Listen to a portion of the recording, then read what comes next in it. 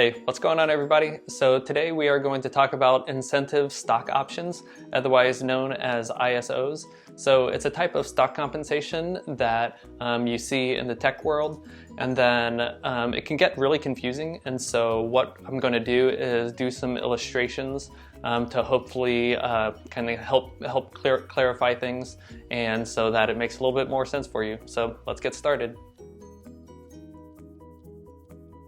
So in order to understand ISOs, there are three main things. So first, they are granted to you, you exercise them, and then you sell them.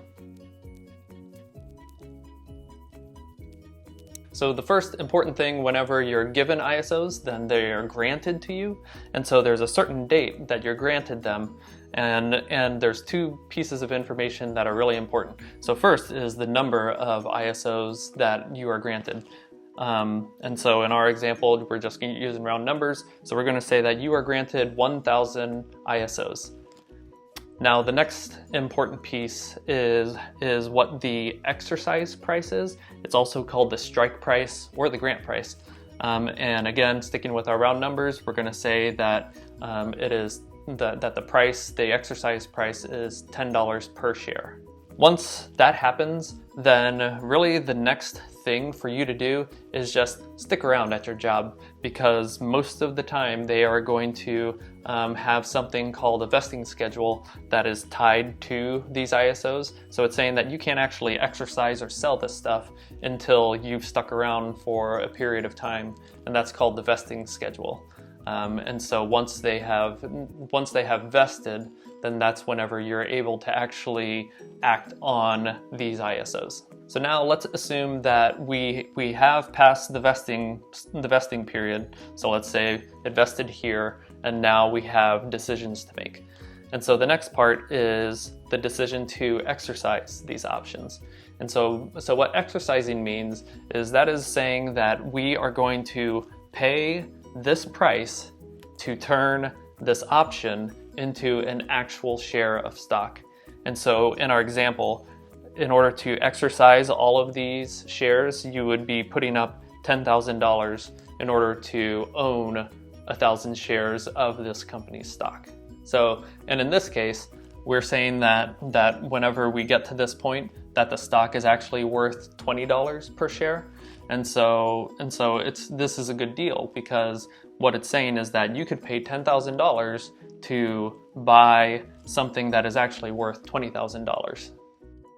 The first option after you exercise is to immediately sell it. And the nice thing about that is that you lock in the amount of money that you've made on this. And so this, the way that it's treated from a tax perspective, is that this $10,000 of that you gained gets taxed as income. So it gets taxed at your tax rate.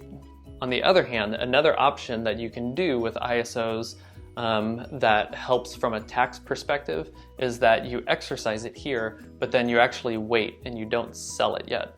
And instead, if you exercise here and then you wait a period of time and then you sell at that later period of time, then there's a possibility that instead of this getting taxed at your as ordinary income at your ordinary income tax rate, then it can get taxed instead as long-term capital gains. So that could be a difference between being taxed at 32% and instead taxed at 15%. So you can see how there could be a pretty large tax benefit for you waiting.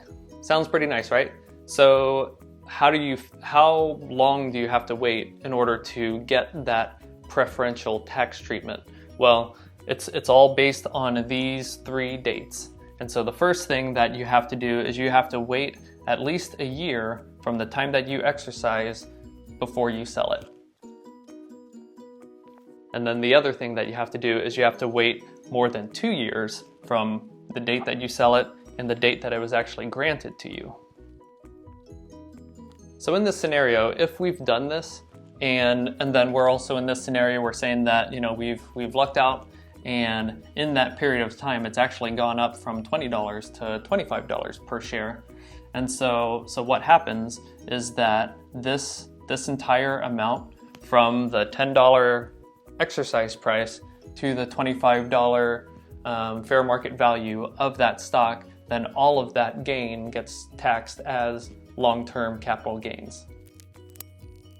Seeing this, you can see the tax benefit of doing this to where you exercise and then you wait more than a year before you actually sell it.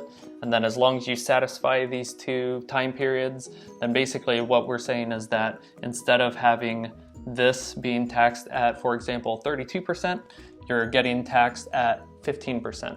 And so you can see that there could be a pretty big advantage of waiting that period.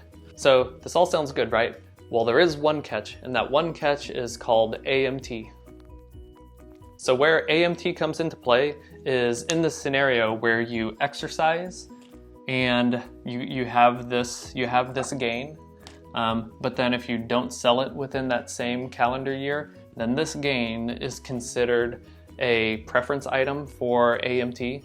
And so there's a possibility that you actually have to owe a little, you have to pay taxes on this based on the alternative minimum tax formula.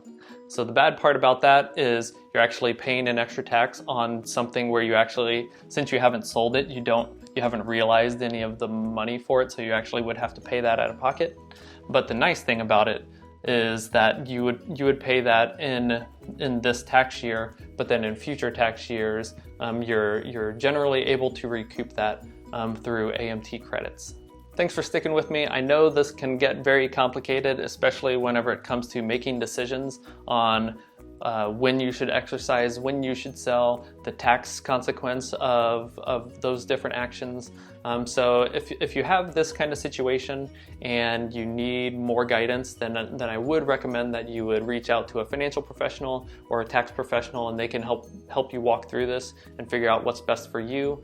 But right now, I'm just trying to get the basics down and kind of give a little bit of an illustration to the different aspects of these stock options. So thanks for watching, and I will talk to you guys later.